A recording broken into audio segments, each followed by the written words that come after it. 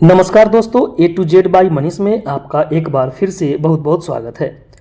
इस वीडियो में हम डिस्कस करेंगे आज 14 अप्रैल 2026 को बीपीएससी द्वारा आयोजित एईडीओ की परीक्षा में पूछे गए जीके जीएस के प्रश्न को देखेंगे। इस पार्ट में, यानी कि पहला पार्ट है, इस पार्ट में हम 1 से 10 तक के प्रश्नों का यहाँ पे सॉल्यूशन देखेंगे और विस्तार से उसके बारे में पढ़ेंगे। तो आइए शुरू करते हैं। पहला प्रश्न है, हड़प्पा वासियों की दफनाने की प्रथाओं के संदर्भ में निम्नलिखित कथनों पर विचार कीजिए। पहला कथन है, हड़प्पा वासी 3 प्रकार की दफनाने की प्रथा का पालन करते थे। ये कौन कौन प्रथा था? पूर्ण दफनाना, आंशिक दफनाना और दाह दफनाना। तो ये कथन सही है, क्योंकि हड़प्पा वासी जो थे 3 प्रकार से दफनाते थे मृतक को। दूसरा है, वे मृतकों को उत्तर दक्षिण दिशा में रखते थे।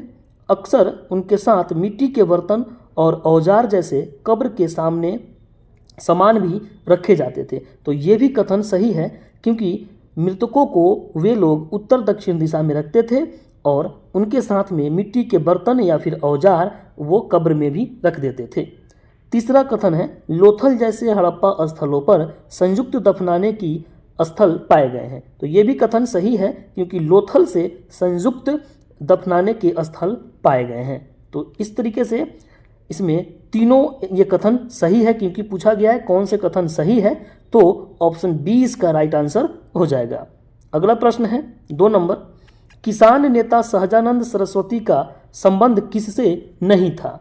तो किसान नेता सहजानंद सरस्वती का संबंध, अगर पहला ऑप्शन देखें, हुंकार हिंदी साप्ताहिक जो पत्रिका थी, ये सहजानंद सरस्वती के द्वारा प्रकाशित की गई थी। दूसरा ऑप्शन जो है कृषक समाचार, ये सहजानंद सरस्वती से संबंध नहीं रखता है। उसके बाद में तीसरा है, बिहार प्रांतीय किसान सभा की जो स्थापना 1929 में सहजानंद सरस्वती के द्वारा किया गया था, ये भी कथन सही है। उसके बाद में बकास्त आंदोलन का संबंध भी सहजानंद सरस्वती से था। तो इस तरीके से ऑप्शन बी इसका राइट आंसर हो जाएगा। कृषक समाचार जो था, ये सहजानंद सरस्वती से संबंध नहीं रखता था। तीसरा प्रश्न है, निम्नलिखित कथनों पर विचार कीजिए। कथन पहला क्या कह रहा है?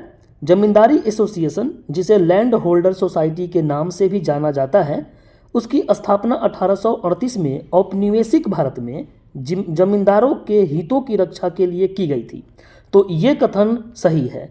1838 में जमींदारी एसोसिएशन की स्थापना की गई थी और भारत में जो औपनिवेशिक जमींदार थे उनकी हितों की रक्षा के लिए की गई थी। दूसरा कथन है, जमींदारी एसोसिएशन ने आम लोगों की समस्याओं के लिए आवाज़ उठाई और ग्रामीण आबादी को लाभ पहुंचाने वाले सुधारों की वकालत की। ये कथन गलत है। ये आम लोगों के लिए आवाज़ नहीं उठाई थी, बल्कि ये जमींदारों के लिए, यहाँ पे फ़ायदे के लिए ये जमींदारी एसोसिएशन की स्थापना की गई थी 1838 में। तो इस तरीके से पहला ऑप्शन यहाँ पे जो कथन है वो सही है, लेकिन दूसरा कथन गलत है। ऑप्शन बी राइट आंसर हो जाएगा। अगला प्रश्न देखते हैं। चौथा प्रश्न क्या कह रहा है? भारतमाला परियोजना जो कि अक्टूबर 2017 में प्रारंभ की गई थी, इसमें स्वीकृत कुल राष्ट्रीय राजमार्ग की लंबाई क्या थी? तो इसमें कुल राष्ट्रीय राजमार्ग की लंबाई 34,800 किलोमीटर रखी गई थी। ये भारतमाला परियोजना जो है राजमार्ग विकास परियोजना के नाम से जानी जाती है, हाईवे वगैरह बनाने के लिए। अगला प्रश्न है, यूक्रेन युद्ध के शांतिपूर्ण समाधान के लिए यूएनजीए द्वारा पारित प्रस्ताव के संदर्भ में निम्नलिखित कथनों में से कौन सा सत्य है? पहला कथन है, बैठक जो है रूस के यूक्रेन पर आक्रमण के 3 वर्ष पूरे होने पर शिकागो अमेरिका में आयोजित हुई थी। ये कथन गलत है, क्योंकि ये जो बैठक हुई थी ये 24 फरवरी 2026 को रूस यूक्रेन के 4 वर्ष युद्ध के होने के बाद में हुई थी, और ये शिकागो में नहीं बल्कि न्यूयॉर्क में हुई थी, जहाँ पे यूएन का हेडक्वार्टर है। तो ये पहला जो कथन है ये गलत है। दूसरा है, इस प्रस्ताव पर 65 अनुपस्थित, 60 पक्ष में और 36 विपक्ष में वोट पड़े, जो तनाव को कम करने की मांग के खिलाफ थे। तो ये भी कथन जो है गलत है, क्योंकि इस बैठक में जो प्रस्ताव हुआ था इसमें पक्ष में 107 वोट पड़े थे, पक्ष में 107 वोट पड़े थे और विपक्ष में 12 वोट पड़े थे, जबकि अनुपस्थित राष्ट्रों की संख्या जो थी वो 51 थी। अनुपस्थित राष्ट्र कितने थे? 51। तो ये कथन गलत है। उसके बाद में तीसरा कथन जो है, अमेरिका ने एक प्रतिद्वंदी प्रस्ताव जिसका शीर्षक था द पाथ टू पीस इस प्रस्तुत किया था। तो ये कथन सही है। अमेरिका ने एक प्रस्ताव प्रस्तुत किया जिसका शीर्षक उसने जो दिया वो था द पाथ टू पीस। तो इस तरीके से ऑप्शन बी इसका राइट आंसर हो जाएगा। केवल 3 सही है। अगला प्रश्न है, श्वेत विद्रोह के संदर्भ में निम्नलिखित कथनों पर विचार कीजिए। श्वेत विद्रोह, इसने 1857 के विद्रोह के समान भारत में ब्रिटिश नियंत्रण के लिए एक गंभीर खतरा उत्पन्न कर दिया था। तो ये कथन गलत है। ये 1857 के विद्रोह के समान नहीं हुआ था, ये यूरोपीय के द्वारा ही किया गया था। इसमें भारतीयों का कोई भी लेना देना नहीं था। दूसरा कथन है, यह मुख्य रूप से भारतीय सिपाहियों की शिकायतों के कारण हुआ था जिन्हें ब्रिटिश अधिकारियों द्वारा दुर्व्यवहार का अनुभव हुआ था। तो ये भी कथन गलत है।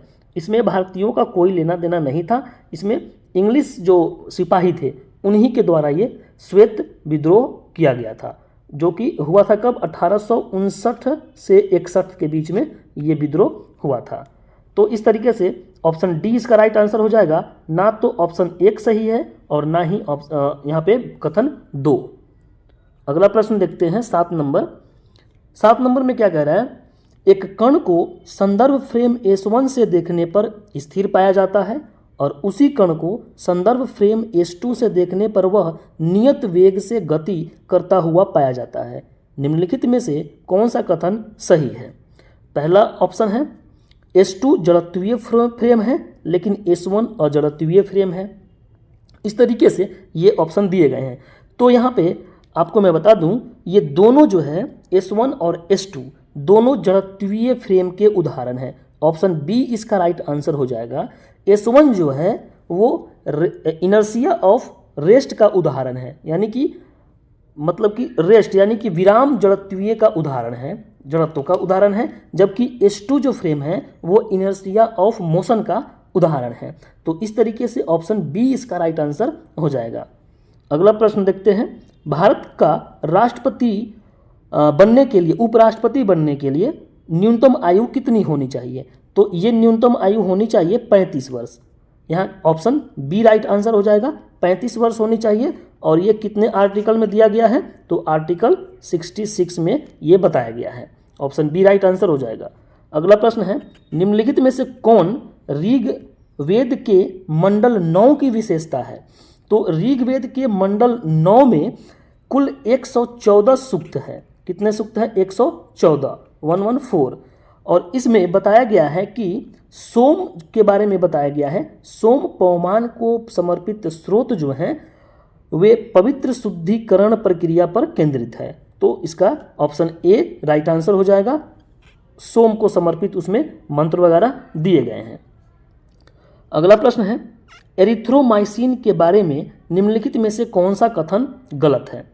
एरिथ्रोमाइसिन, पहला कथन है इसका उपयोग एंटीबायोटिक के रूप में किया जाता है। सही है, इसका उपयोग सर्दी खांसी वगैरह होने पे किया जाता है, एंटीबायोटिक के रूप में एरिथ्रोमाइसिन का किया जाता है। दूसरा कथन है इसे सैचरोपोलिस्पोरा एरिथ्रिया के स्ट्रेन से किण्वन द्वारा उत्पादित नहीं किया जा सकता है। अब हमसे इसमें पूछा गया है कि गलत कौन सा है, तो गलत इसमें ऑप्शन बी ही हो जाएगा, क्योंकि इसको जो है उत्पादित किया जा सकता है। इसका राइट आंसर हो जाएगा यहाँ पे ऑप्शन नंबर बी, क्योंकि इसमें दे दिया गया है उत्पादित नहीं किया जाएगा, लेकिन इसको उत्पादित किया जा सकता है। तीसरा भी सही है, क्योंकि यह एक मैक्रोसाइक्लिक यौगिक है। एरिथ्रोमाइसिन क्या है? मैक्रोसाइक्लिक यौगिक है और लीजियोनेलोसिस के लिए यह अच्छा असर करता है। यह भी कथन सही है, जबकि कथन बी यहाँ पे गलत दिया गया है, क्योंकि नहीं दे दिया गया है। तो इसलिए ऑप्शन बी इसका राइट आंसर हो जाएगा।